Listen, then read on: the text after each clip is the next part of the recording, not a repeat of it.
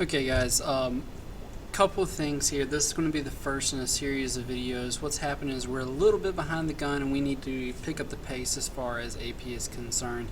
I want to get us to the end of Reconstruction before we leave for the Christmas break, and that's really going to require us to really pick up the speed. The reading's going to start to pick up, but what I want to do is try to make sure we still get the information that we're looking for. So your reading's going to pick up, but hopefully these will help you guide you through the reading as well. These are thematic, so they might not necessarily go right along with the chapters, but hopefully they will. I'm not using my own PowerPoints. I haven't had enough time to create the ones that I would really love to do, but this Miss Poehler from New York has great PowerPoints, and I'll kind of lead you through there and actually explain the stuff, and I'm just kind of just using her structure. All right, so today's one, it's going to probably be 2 or 3 of these long, hopefully not 3, but I gotta stop talking about all this to get into this, but it's going to be probably 2 of them long. It's on industrialization in America, the early 19th century. We'll call it the market revolution. It's really the first industrial revolution for the United States. We're starting to get an economic base going in industry. We started trying to do that with Hamilton. Now those effects are really taking over, so we're really getting it underneath our legs. We're getting our sea legs going. So she's got her essential questions here. What were the results of the early 19th century industrialization in America? And we're going to take a look at the different aspects of it.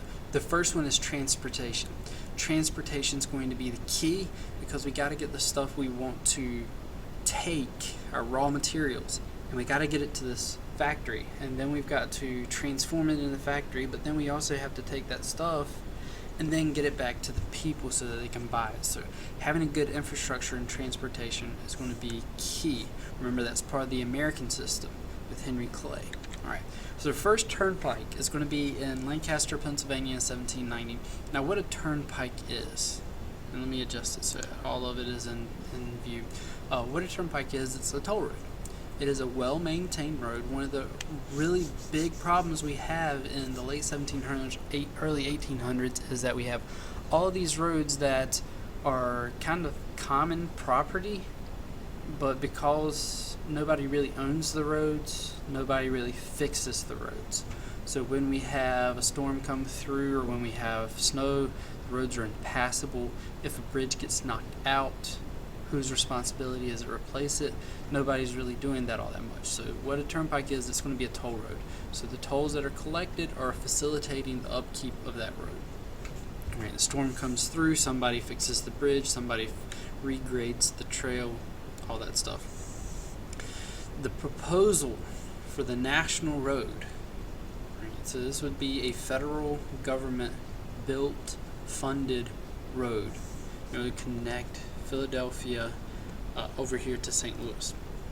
In actuality, what it's going to do is it's going to basically go from Baltimore to St. Louis. This is a hot bed of discussion because should southern states be paying for this road? Should northern states be paying for this road when it's only going to actually go through a few states? Westerners love the national road because it's going to be able to allow them to get stuff from the east, and it's also going to be allow them to get their crops, their wheat, their corn to the market, to where it needs to go. Hot button issue. It will be built all the way to St. Louis. And if you take a look at maps showing the population center of the United States over time, it moves kind of along the same route where it goes west and kind of dips south as well. Right, Conestoga covered wagons are going to be brought over. The design is essentially a German design. The Germans are going to be settling in Pennsylvania a lot before the Revolutionary War. So we're going to start to see these wagons impacting. It's kind of like a long haul truck. Today, kind of like an 18-wheeler, carrying a whole lot of stuff between Pittsburgh and Philadelphia. It really starts to, our transportation revolution really starts to go on when we start to get our Erie Canal in the 1820s.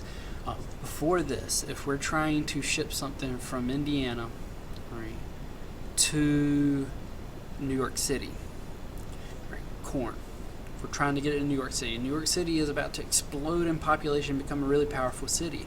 But the big problem is we've got to get crops there. New York City cannot grow its own food. So we've got to get the crops there from the west. Well, how are we going to do that? We could go over land, go up those mountains, fall off the mountain, have many different problems along the way. Our horse could step in a hole, break its leg, and we're in really big trouble then. Or we can float it down the Mississippi River, deposit it in New Orleans for a boat to pick it up, and then take it all the way around Florida and back up to New York City. It's easier, it's quicker, it's cheaper, but that takes still a long time, and it really feels like you're going around the elbow to get somewhere. To go 2 inches, you're actually traveling like 10 miles. So what's proposed here is to build a canal from Buffalo to the Hudson River that will connect Lake Erie and the Midwest to New York City. I think it's $7 million. It's going to take over 10 years to build. The locks that we have to have in place to be able to float a ship above land and up in height are going to be very important. It's going to be built mainly Irish labor, but in the end we have something that's like this. The boats are going to be able to carry a lot of weight, and they're going to be pulled by horses who don't have to expend as much energy, because if you float something, you don't have to really pull everything. You don't have that friction with the ground now. Now it's just easy floating of that barge to New York City. But going back upriver is going to be hard. Right? So we have Robert Fulton and his steamboat, the Clermont. Right? There's also the North River steamboat, 1807. These are going to be operating in the Hudson River, and it's going to facilitate upriver traffic. So if we want to get to Albany, if we want to take goods from New York City up to Albany, we're going to need the steamboat because they can go against the current. This is going to be important for New York City, but it's going to be much more important for the Mississippi River. If you think about the Mississippi River and you look at a map, it drains 3/4 of all the water that falls on the United States. It is a powerful, powerful river.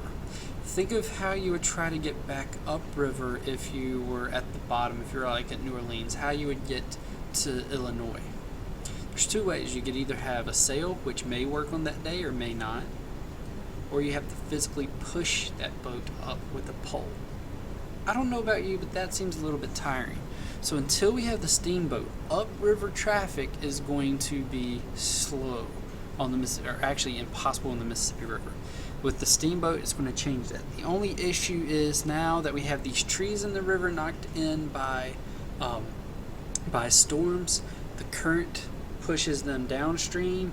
These boats are coming upstream and they're getting caught on the bottom of it. So one of the dangers to these steamboats are going to be snags, because they're going to just rip the bottom of it open.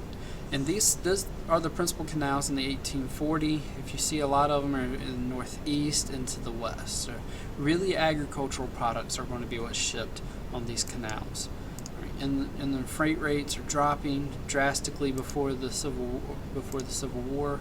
For transporting more stuff across the seas, we're going to have clipper ships, very fast ships that can carry a lot of cargo.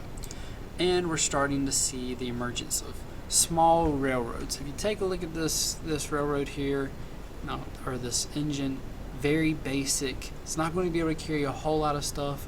This is the first step. One of the issues with the railroads in the beginning is that they don't have a system. Each of the railroads is built with a different width of the track. So you can't take this car and put it on a different track. It'll fall off or get stuck. But what it does is, once we start to get that system, it's starting to link different cities. So the black is by 1850, and then the red is 1850, 1860. This is going to be a little later in this transportation revolution. It's going to be competing against the steamboat, and early on the steamboat is kicking the railroad's tail, mainly because with the steamboat you don't have to build the road. Here you do, but once you get the road built, it's much easier, much safer with the railroad than it ever was with the steamboat. All right, new inventions that are going to help the economy. First one, Alright, resourcefulness and experimentation, we're doing our own thing. War of 1812 is going to help us try to start developing stuff because we've got to deal with not having. Right? We can't get our cloth from Great Britain, so we got to start our own stuff. Alright, Eli Whitney is going to be pivotal, even though he cannot back up his patents. He's going to have issues with that. But the biggest thing is that he's going to create a cotton gin. He kind of takes a design from a slave and markets it as own. Now the big thing with the cotton gin is he's actually trying to eliminate slavery. He does not want to see slavery grow. He actually wants to basically be the person who hammers in the last nail into the coffin of slavery. And he figures he can do this if he can make the process of getting the seeds out of the cotton more efficient.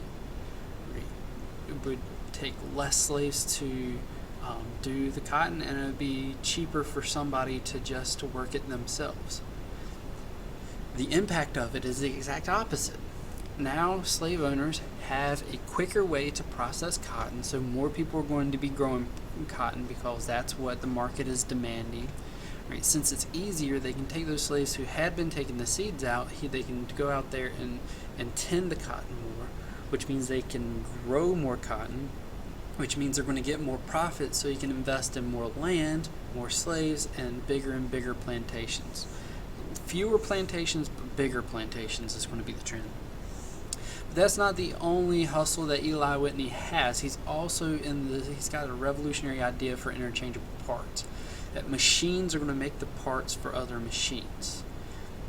And it's going to be precise, so if a part breaks, you don't have to throw away the entire thing, and you can just grab another one.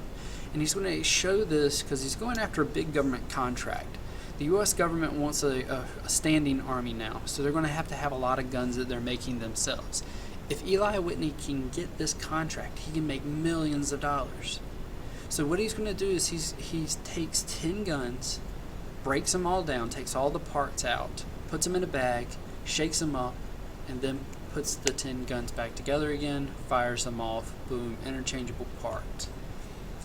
The only issue is he's got the idea, he doesn't necessarily know how to fulfill it all that well, but his factories are going to be in Harpers Ferry, Virginia, which will become West Virginia later, and they're going to be pivotal to the creation of new machines. Now, Oliver Evans, he's going to be the big one for the locomotive. The biggest one is that during War of 1812, he's going to automate the flour mill. Everything is going on, less people, it's fully automated. As soon as you put the wheat or corn flour in there, it does it by its own. John Deere and steel plow. The difference with the steel plow, and John Deere did not invent the tractor, the steel plow. The biggest thing with this is you're able to put a blade on the steel plow. We had wood, we had iron, but they're going to get caught in this tough Midwestern soil. The issue is that in the Midwest you have those grasses, and those roots of the grasses have kind of twined together over the years. So you got a quilt of grass roots that look like this. Wood's going to bind on it, iron's going to get caught, you're going to hurt your horses, you're going to probably hurt yourself. But with a steel plow, you can put that edge on it and it'll cut right through it, really easy. It's going to be called the sod buster because we're breaking up that soil. Once we're out there in the Midwest and we're breaking up the soil, we can then bring the McCormick Reaper. It's going to allow a quicker harvesting of the grain. And what's happening here with this is that this paddle comes down, bends the wheat, a blade comes and cuts it and puts it on this cradle, and once enough of it gets up there, this paddle comes around and knocks it off into a nice neat little pile. Before this, you had to hand cut your wheat, you had to walk through your field, hand cut it, then come back and tie it all up. 10 times more efficient. He holds competitions to show how much better his is than anybody else who had been around, and it's going to transform the West. More wheat production means those cities back in the East can fill their bellies up. Alright, last thing before this one is going to break up on me. Samuel Morse, telegraph, Morse code. You have a wire, you have electrical system. You can break that current with taps. Right, actually you can connect that current with taps. And if you hold it for a little bit, you can make a dash. If you just tap it, it makes a dot. That series of dashes and dots can be a coded text message which can be transmitted instantaneously rather than in 7 days. Alright, I want to pick up on the other side.